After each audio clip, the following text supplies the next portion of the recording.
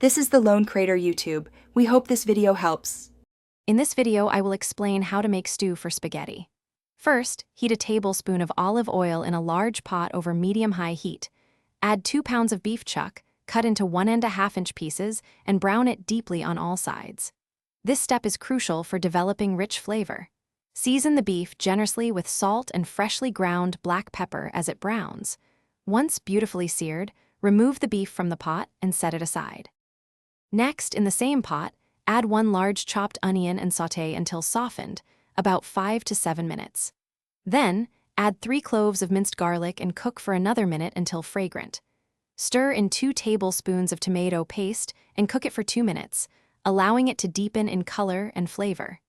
Deglaze the pot with 1/2 cup of dry red wine or beef broth, scraping up any brown bits from the bottom. Now, return the browned beef to the pot. Pour in 1 28-ounce can of crushed tomatoes and 2 cups of beef broth. Add 1 bay leaf for an extra layer of aroma. Bring the mixture to a gentle simmer, then reduce the heat to low, cover, and let it cook slowly for 2.5 to 3 hours. The goal is for the beef to become incredibly tender, easily shredding with a fork. Once the beef is fork tender, remove it from the pot and shred it using 2 forks. Discard the bay leaf. Stir the shredded beef back into the rich, flavorful sauce. Taste and adjust seasonings as needed. While the stew finishes, cook your favorite spaghetti according to the package directions until al dente. Serve the hearty stew generously over the hot spaghetti.